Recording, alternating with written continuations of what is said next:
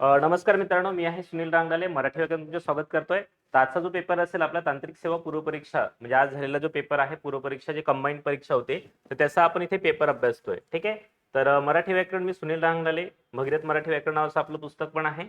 तर बेसिक माहिती आहे याच्यामध्ये तुम्हाला काही ऍप आहे आपलं स्वतंत्र मराठी व्याकरणाचं ऍप आहे सुनील सर मराठी व्याकरण ऍप. आपण जे जे घटक घेतले होते ते सर्व घटक आपल्या मुलांना आलेले आहेत बरोबर आणि त्याच्यावरती सर्व प्रश्न विचारले आहेत. तर मी तुम्हाला व्याकरणाचे प्रश्न मी ते सांगण्याचा प्रयत्न करेल कारण उताराचे प्रश्न जे आहेत ते तुम्हाला सुटतील सोपा उतारा. तर व्याकरणामध्ये संदिग्धता आहे त्याच्यामुळे जे संदिग्धता असेल ते आपण दूर करूया. त्याच्यामध्ये बा हतबल असा काहीतरी प्रश्न विचारलाय ते तिथे काय विचारलंय हतबल या शब्दाचे विभक्ती प्रत्ययाचं असं काहीतरी आहे. तिथे काय विचारलं बघा तिथे विचारलंय हतबल. थांबा एक मिनिट. तर इथे काय विचारलंय आपल्याला हतबल. तिथे विचारलंय या हतबल या विभक्ती प्रत्ययाच्या सहाय्याने होणारे पंचमी बहुरी समास असं विचारलंय. आता पंचमी बहुरी समास असा जर प्रश्न विचारला असला मित्रांनो तरी आपल्याला पंचमी मध्ये काय ऊन हुन असं बघायचं आहे. पण इथे बहुरी समास विचारलाय. कोणता समास? बहुरी समास. आता बघा हातातून इथे पण तुम्हाला ऊन दिसणार आहे आणि इथे पण तुम्हाला ऊन दिसणार आहे. ठीक आहे. दोन ठिकाणी जर का ऊन असेल तर अशा वेळी विद्यार्थ्यांची फसगत होते की आपण कोणता ऊन निवडायला पाहिजे. तिकडे बघा इथे हतबल झालेला आहे तो ते इथे तो तिसरं पण तुम्हाला दाखवला आहे परंतु इथे कोणताही विभक्ती प्रत्यय लागलेला नाहीये. हातात आहे ज्याच्या हा च्या लागला आहे लक्षात घ्या. तर बहुरी समासामध्ये तुम्हाला मी एक सांगितलं होतं की ज्या समासामध्ये बहुरी समासामध्ये तिसरं पद महत्वाचं असतं. पण तिसरं पद म्हणजे काय तर जो जी जे हे संबंधित सर्वनामे आणि त्यांना मग विभक्ती प्रत्यय लागतात. ठीक आहे.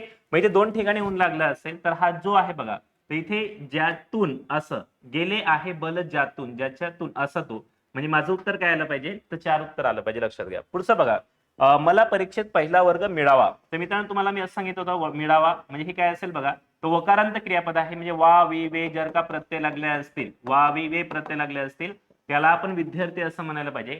तर आपण क्रियापदाचे अर्थ पाहिले होते. एकूण 4 अर्थ आहे. स्वार्थ आहे, आज्ञार्थ आहे, विद्यार्थी आणि संकेतार्थ आहे. बरोबर. स्वार्थ म्हणजे काय तर नुसता काळाचा बोध झाला असेल वर्तमान काळ भूतकाळ आणि भविष्यकाळ त्याला स्वार्थी वाक्य असं म्हटलं जातं.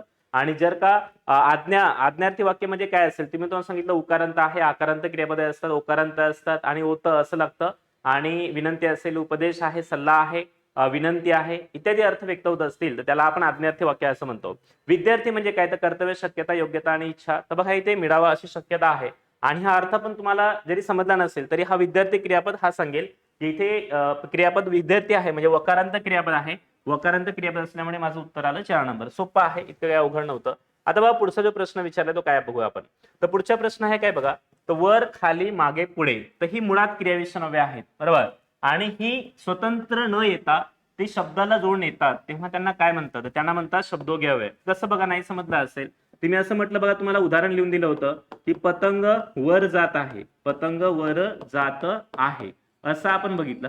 तर इथे वर हा शब्द कुणाबद्दल माहिती सांगतो याच्याबद्दल म्हणजे हा स्वतंत्र आला एकटा आला आहे तर याला आपण काय म्हणायला पाहिजे तर क्रियाविशेषण अव्यय असं म्हणायला पाहिजे. तर हा आहे क्रियाविशेषण अव्यय हे लक्षात घ्या. परंतु जर का मी असं म्हटलं आता की पक्षी मांडवावर बसला तर हा पक्षी आहे आणि इथे मांडव हा शब्द आहे मांडवचं समानरूप काय झालं मांडवा आणि याला आता वर लागला असेल तर जेव्हा शब्दाला शब्द लागून येतो बसला असं आपण घेतलं. शब्दाला हा शब्द लागून आलाय तसंच म्हटलंय शब्दाला जोडून त्याला आपण शब्दोगी अव्यय असं म्हणायला पाहिजे. काय म्हणायला पाहिजे आपण शब्दयोगी अव्यय. ठीक आहे.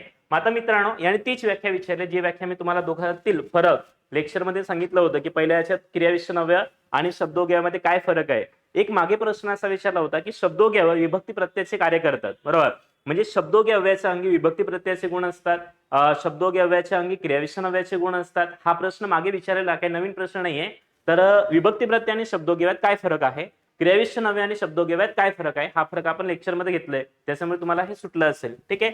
त्याच्यानंतर आपण पुढचं बघूया उद्यापासून बस व रेल्वे सेवा सुरू होईल हे लक्षात घ्या.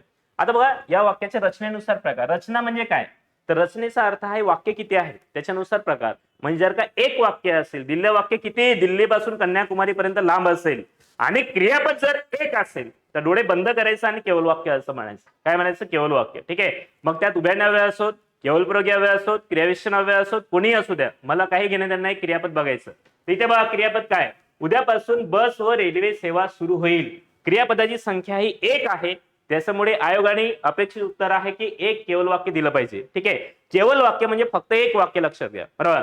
मग तुम्ही म्हणाल सर इथे व आहे कोण आहे व बरोबर आहे तुमचं पण मग हे संयुक्त वाक्य उत्तर एमपीएससी देऊ शकते का? कारण त्यांना संदर्भ जर का माहिती नसेल तर. पण याचं उत्तर हे खऱ्या अर्थाने एक आहे आणि असं उत्तर एमपीएससीने मागच्या परीक्षेत विचारलंय आणि ते वाक्य पण तुम्हाला सांगतो संदर्भात सहित. तर अलका व सुनील विजूच्या घरी गेले, बरोबर, असा एक प्रश्न विचारला होता. अलका व सुनील विजूच्या घरी गेले. सुनील विजूच्या घरी गेले, ठीक आहे, विजूच्या घरी गेले असं वाक्य मागच्या परीक्षेत एमपीएससीचं आहे. आणि इथे या वाक्याचा प्रकार काय दिले बघा. तर गेले काय, जाणारे कोण आहे, अलका व सुनील. तर बघा कर्ता म्हणून आलाय, दोन नाम जोडण्यासाठी काय आले असतील, तर उभ्यानं वेळ आला आहे. आणि जेव्हा दोन शब्द जोडले जातील तेव्हा त्याला आपण काय म्हणूया, केवळ वाक्य असं म्हणूया, ठीक आहे. आणि जेव्हा दोन वाक्य जोडले जातील, विजा चमकू लागल्या आणि पावसाला सुरुवात झाली, तर त्या ठिकाणी मात्र ते संयुक्त वाक्य आहे. परंतु हे वाक्य कुठल्या प्रकारचे असायला पाहिजे, तर केवळ वाक्य उत्तर असायला पाहिजे. आणि सगळ्या विद्यार्थ्यांनी आपलं केवळ वाक्य उत्तर निवडलं आहे आणि तुमचं सुद्धा उत्तर बरोबर आहे. का? कारण तुम्ही केवळ वाक्य निवडलं, इथे शब्द जोडण्यासाठी वापर केला आपण इथे वाक्य जोडलेले नाही, हे लक्षात घ्या. आपण काय जोडलंय, शब्द जोडला आहे, ठीक आहे. जेव्हा शब्द जोडले जातात तेव्हा त्याला केवळ वाक्य असं म्हटलं जातं. आणि जेव्हा म्हणजे क्रियापद किती आहेत ते बघा. एक क्रियापद असेल ना, डोळे बंद करायचं आणि लिहायचं केवळ वाक्य, ठीक आहे. आणि असं वाक्य एमपीएससीचं आहे. आणि मागे उत्तर पोरांनी निवडलं होतं की संयुक्त वाक्य आहे, पण संयुक्त उत्तर नव्हतं, केवळ वाक्य उत्तर होतं. म्हणून उत्तर तुम्हाला केवळ वाक्य निवडायचं, लक्षात ठेवा. आणि जर काय हे उत्तर दिलंच तर मी तुम्हाला संदर्भ पाठवेल. जसं काय मागच्या परीक्षेमध्ये दोन प्रश्न मनस्कामना मनः कामना आहे ना, आणि कुठला तरी प्रश्न होता ना मन कामना, आणि दुसरा एक प्रश्न होता. दोन्ही प्रश्नाचे तुम्हाला संदर्भ दिले होते. एक संधीवरती प्रश्न होता आणि दुसरा कुठला तरी प्रश्न होता. तर ते दोन्ही प्रश्न आपण ते रद्द करून बदल करून आपण दुसरे जे उत्तरे आहेत म्हणजे प्रयोगावरती उत्तर प्रश्न होता, गौतमचं काहीतरी वाक्य होतं, ठीक आहे. तर हे दोन्ही संदर्भ मी तुम्हाला पाठवले आहेत आणि त्याच्यामुळे ते प्रश्न बदल होऊन येतील, ठीक आहे. आता इथे बघा, श्रीमंत व्हावे असे कुणाला वाटत नाही असं वाक्य दिलंय. काय दिलंय, श्रीमंत व्हावे असे कुणाला वाटत नाही, श्रीमंत व्हावे असे सर्वांनाच वाटते, असं माझं उत्तर आलं पाहिजे, ठीक आहे. मग हे वाक्य आपण आहे तसं घेतलं होतं बघा. श्रीमंत व्हावे असे सर्वांना वाटते. मी तुम्हाला म्हटलं होतं प्रश्न विचारण्यासाठी तीन प्रकारच्या शब्द वापरले जातात. काय वापरतात बघा, श्रीमंत व्हावे असं कोणाला वाटत नाही. कोण, काय, हे कोण आहेत, सर्वनामे आहेत. नंतर कोण आहेत, ते विशेषणे आहेत, बरोबर. नंतर कोण, का आणि ना, कधी, केव्हा, किती, हे कोण असतील, क्रियाविशेषणे आहेत. तीन शब्दांचा वापर होतो आणि असं विधानात रूपांतर करायचं आहे. तर कोणालाच्या ठिकाणी सर्वांनाच वाटते असं करायचंय. म्हणजे जर का प्रश्न नकारार्थी असेल तर विधान होकारार्थी पण आहे असं पण ते विचारू शकले असते, ठीक आहे. मग आपलं उत्तर हेच आहे, गरीब व्हावे असे मला वाटतं, असं कुणाला वाटत नाही, त्यांनी घरी तयार केलं असं. श्रीमंत व्हावे असं मला अजिबात वाटत नाही असं नाहीच आहे. वाक्याच्या अर्थाला बाधा न आणता म्हणजे धक्का न लावता तुम्हाला रचनेत बदल करायचे. म्हणजे श्रीमंत व्हावे असं कुणाला वाटत नाही या वाक्याचा अर्थ आहे की श्रीमंत व्हावे असे सर्वांना वाटते असा अर्थ आहे. अर्थात बदल नाही करायचा, फक्त रचनेत बदल करायचा. गरीब व्हावे असे अनेकांना वाटते असं काही नाहीये, सर्वांना वाटते असं आहे. माझं उत्तर काय आलं बघा, फक्त क बरोबर असं उत्तर आहे. म्हणून आपण 3 नंबरचं उत्तर निवडूया, 3 नंबर, ठीक आहे. 11 नंबरचा प्रश्न बघा, कानडी शब्द ओळखा, बरोबर मित्रांनो. तर हा शब्द, हा जो घटक असेल उभ्या महाराष्ट्रात तुम्हाला बरोबर येणार आहे. का बघा, कारण त्या पद्धतीने तुम्ही लक्षात ठेवलंय. आपण काय बघितलं बघा, पहिला अर्ज, हुकूम, कोणते शब्द आहेत हे तुम्हाला आठवलं का? अरबी लोक कुठे आले होते आपल्या इथे कसबा पेठेमध्ये, त्याने मेहनत करणाऱ्यांचे इनाम मंजूर करण्याचा अर्ज मालकांच्या हुकमानुसार जाहीर केलं आहे का? मग हे कोणते शब्द आहेत, तर हे अरबी शब्द आहेत. हे तुम्हाला पटकन आठवले असतील, ठीक आहे. आपण बघा गुढीपाडव्याला भाकरी करायची, त्यावर छटाकभर तूप टाकायचं, आलं का, भाकरी तूप. भरपूरदा प्रश्न विचारले, काय, ताई अण्णा काप्पा, तर हे शब्द कोणते आहेत, हे कानडी शब्द आहेत, बरोबर. मग पगार, तंबाखू, खाण्याचे पदार्थ होते, हापूस, लिंबू, संत्रा, कोबी, पाव, पेरू, अननस आहे का? हे शब्द कोणते आहेत, हे पोर्तुगीज शब्द आहेत. तुम्हाला गोवा आठवलं पाहिजे, ठीक आहे. मग हे पोर्तुगीज शब्द आहेत असं आपण पाहिलं, ठीक आहे. त्याच्यानंतर बघा दलाल, तर आपण बघितलं गुजरातीला दलाली करून शेठ झाले, रिकामटे राहता, डबा खिका दादारमध्ये छोकरासोबत गरबीने थाळीने गरबा खेळतात. तुम्हाला आठवलं असेल दलाल घी, तर हे कोणते शब्द आहेत, गुजराती शब्द आहेत, लक्षात घ्या, बरोबर. गुजराती भाषेतून आपल्या मराठीमध्ये आलेले आहेत. मग इथे गुजराती विचारलंय, माझं विचारलं काय त्यांनी, कानडी. मग कानडी कोणतं आहे, माझं उत्तर ब आहे. ब कुठे बरोबर आहे, हे इथे बरोबर आहे, ठीक आहे. अगदी सोपा पेपर होता, फक्त तुम्हाला समजलं पाहिजे, ठीक आहे. आता आपण पुढचं बघूया. त्याच्यामध्ये बघा मी एक वरती एक प्रत्यय टाकला होता, प्रत्ययावरती बघा सोपा प्रश्न आहे. काय विचारलं बघा, इथे क्रियाविशेषण अव्ययावरती प्रश्न विचारला आहे. कशावरती, क्रियाविशेषण अव्ययावरती, ठीक आहे. तर बघा, उन्हाळ्यात भरपूर पाणी प्यालो, किती पाणी प्यालो, भरपूर पाणी प्यालो. हा भरपूर शब्द काय सांगतो, तर क्रियापदाबद्दल माहिती सांगतो मित्रांनो. पण यांची एक टायपिंग मिस्टेक झाली याच्यामध्ये, ती अशी की इथे परिणामवाचक दिला आहे. परिणामवाचक मी तुम्हाला विद्यार्थ्यांना सांगितलं होतं की आधी सुद्धा अशी टायपिंग मिस्टेक झालेली आहे त्याच्यामध्ये, की परिमाण हा शब्द असायला पाहिजे होता. काय शब्द असायला पाहिजे होता, परिमाण असा असायला पाहिजे. परिमाणचा अर्थ होतो संख्यावाचक. काय होतो? संख्यावाचक. ठीक आहे. आणि परिणाम जो आहे तर परिणाम आहे उभयाने अव्यय. कोणता आहे? उभयाने अव्यय असतात. बरोबर. मग आपल्याला हे माहिती असायला पाहिजे की उभयान्वयी अव्यय आहे परिणामदर्शक आणि परिमाणवाचक म्हणजे संख्यावाचक क्रियाविशेषण अव्ययाचा प्रकार आहे. बरोबर. मग त्याचे प्रकार सांगितले होते प्रकर्षवाचक, अपकर्षवाचक वगैरे भरपूर. बरोबर. भरपूर हा शब्द परिमाणवाचक आहे, लक्षात घ्या. इथे दिलेला आहे परिणाम, तर हा शब्द परिमाण असायला पाहिजे. जसे करावे तसे भरावे. बरोबर. तर आपण काय बघितलं? जसे तसे. कसे? तर कशी क्रिया घडली तर रीतिवाचक आहे. बरोबर. यात भविष्यात आणखी काय प्रश्न तयार होतो? जसेच वाक्य हे गौण असतं तसेच वाक्य हे प्रधान असतं. रचना काय तयार होणार? एक गौण वाक्य एक प्रधान वाक्य अशी रचना या जगात मिश्र वाक्याची आहे. म्हणजे भविष्यात हा प्रश्न येणार मिश्र वाक्य. त्याच्यानंतर विचारले जसे हा वाक्याचा प्रकार सांगा, गौण वाक्याचा प्रकार. तर हे रीतिदर्शक क्रियाविशेषण वाक्य आहे हे आपल्याला कळायला पाहिजे. ठीक आहे. मग हे क्लॉज आहे. कोणतं क्लॉज आहे? ऍडवर्ब क्लॉज आहे इंग्रजी मधला. म्हणजे आपल्या मराठीत क्रियाविशेषण वाक्य आहे आणि त्याच्यामध्ये पण रीतिदर्शक क्रियाविशेषण वाक्य आहे. ठीक आहे. भविष्यात येऊ शकतो असा प्रश्न. हल्ली महागाई झाली आहे. म्हणजे हल्ली आहे बघा, हल्ली सध्या, केव्हा? हल्ली आता. याचा अर्थ काय? हे कालवाचक. क्रिया केव्हा घडली, क्रिया कशी घडली, क्रिया कुठे घडली असा प्रश्न विचारला का आपण. ठीक आहे. नंतर आहे पुढे पटांगण आहे. मग हा पुढे काय? कुठे आहे? पुढे आहे. हे स्थलवाचक आहे. मग आता माझं उत्तर काय आहे बघा. तर 1चं उत्तर 4 इथे दिला आहे. नंतर 2चं उत्तर 3 इथे दिला आहे. 3चं उत्तर 2 हे इथे दिलं आहे आणि 4चं उत्तर 1 असं माझं उत्तर 2 आहे. हे लक्षात ठेवा. ठीक आहे. तर तुम्हाला बऱ्यापैकी भविष्यातील पण तयारी तुम्हाला समजणार आहे यातून. ठीक आहे. ज्या व्यंजनांचा उच्चार करताना हवा अधिक प्रमाणात बाहेर फेकली जाते तेव्हा त्याला काय म्हणतात? उसासा बाहेर टाकतो हा हा हा हा आहे का? महाप्राण म्हणतात.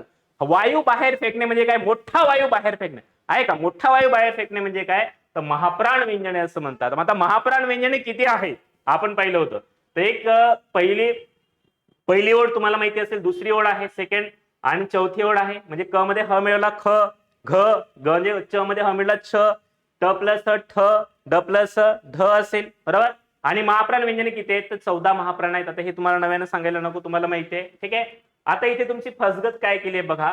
एक प्रत्ययांत शब्द रस्व असतात या नियमाचा आधार घेऊन पुढील शब्दातील शुद्ध शब्द ओळखा. मित्रांनो याच्यावरती मी एक स्वतंत्र व्हिडिओ तयार करून दिला होता तुम्हाला आणि त्याचा फायदा झाला असेल तुम्हाला. बघा, एक प्रत्यय हा संस्कृतच प्रत्यय आहे आणि त्याच्यामुळे तो रस्वांतच लिहिला पाहिजे. इक हे लक्षात घ्या. बरोबर. कारण अकारांता पूर्वीचे स्वर मराठीत दीर्घ असतात. बरोबर. परंतु संस्कृत मध्ये हा इक प्रत्यय आहे आणि धातू साहित्यामध्ये आणि आपण तद्धितामध्ये पाहिला होता इक आणि याच्यापासून विशेषणे तयार होतात. हे सुद्धा आपण बघितलं होतं. आता भूगोल पासून भौगोलिक तयार झालं, समाज पासून सामाजिक तयार झालं, प्रसंग पासून प्रासंगिक तयार झालं. पण याच्यामधला हा जो इक आहे तर हा इक इथे चुकवलाय, त्यांनी तुम्हाला कन्फ्युज केलाय, मुद्दामून तुम्हाला दिला असेल फसवण्यासाठी. तर हा इक दीर्घ नाहीये. पण पुढे काय दिलंय बघा, प्रत्ययांचे शब्द रस्व असतात म्हणजे काय? तर हे रस्व आहे म्हणजे रस्व कुठे आहे याच्यामध्येच आहे. सोपा आहे प्रश्न. माझं उत्तर काय आलं मग? 2 नंबर उत्तर असायला पाहिजे. ठीक आहे. आता तुम्ही काय निवडलंय मला माहित नाही, पण हे उत्तर 2 आहे आणि याच्यावरती इक आलं. नैसर्गिक लिहा, स्वाभाविक लिहा, कोणताही लिहा, सामाजिक लिहा, कोणताही शब्द लिहा, लाक्षणिक लिहा. जिथे इथे इक असेल तिथे तो जो स्वर असणार आहे तो स्वर मागचा स्वर हा ई रस्वच असणार आहे. हे लक्षात घ्या. ठीक आहे. आता आपण पुढचं बघूया. पुढचा प्रश्न काय? आजन्म. ठीक आहे. तर आजन्म बघा, आजन्म म्हणजे जन्मापासून. तर बघा आ हा पहिला पद आहे आणि जन्म हे दुसरं पद आहे. मग पहिलं पद महत्वाचे. आपल्याला कसं करणार?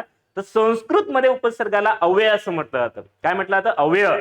आणि उपसर्गाला स्वतःचा स्वतंत्र अर्थ असतो, त्याच्यानुसार शब्दाचा अर्थ बदलतो आणि म्हणून त्याला अव्ययी भाव समास म्हणतात. अव्ययी भाव समासाचे तुम्हाला 4 टाईप सांगितले होते. संस्कृत उपसर्ग, यावणी म्हणजे शब्दपण आणि उपसर्ग एका भाषेतील, आणि नंतर संकीर्ण उपसर्ग हा अरबी किंवा फारसी असेल आणि पुढचा शब्द संस्कृत किंवा मराठी असेल. नंतर द्विरुक्त ह्याला शब्द असतो, तो सुद्धा तुम्हाला दिसणार आहे, ज्याला आपण काय म्हणतो? मराठी शब्द असं म्हणतो. ठीक आहे. ह्या 4 प्रकारचे शब्द याच्यामध्ये असतात. त्यापैकी तुम्हाला विचारले संस्कृत उपसर्ग. बरोबर. आजन्म म्हणजे जन्मापासून म्हणजे अव्ययी भाव समास आहे. अलुक तत्पुरुष समास काय प्रकार असतो? अलुक म्हणजे पहिल्या पदाचा विभक्ती प्रत्ययाचा लोप होत नाही. उदाहरणार्थ बघा, सरसीज, मनसीज, पंकेरुह हे शब्द आपण पाहिले. अग्रेसर, युधिष्ठिर, तोंडी लावणे आणि फोडणीस तांदूळ हे 2 मराठी शब्द होते.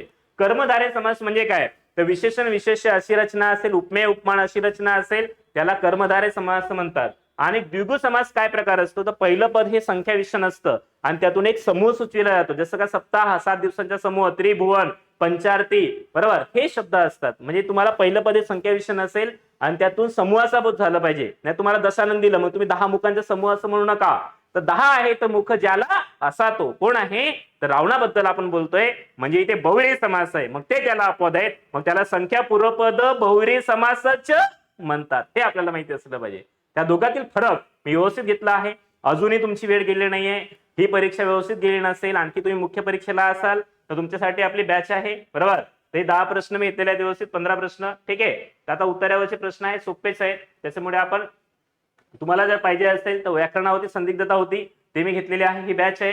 हे ऍप आहे बघा, सुनील सर मराठी व्याकरण ऍप, हे डाउनलोड करा आणि बघा पहिल्यांदा व्हिडिओ कसे आहेत काय आहेत. आपण प्रश्न घेतोय का आणि सगळे प्रश्न आयोगातील आहेत, त्याचा सराव मी करून दिला आहे, बरोबर. तर इथे आपण थांबतोय, जास्त काही प्रचार वगैरे करत नाही. तुम्हाला फायदा होत असेल तर लावा, नसेल होत तर नका लावू. तुम्हाला गरज असेल तर बघा, नसेल तर नका बघू. ओके, धन्यवाद.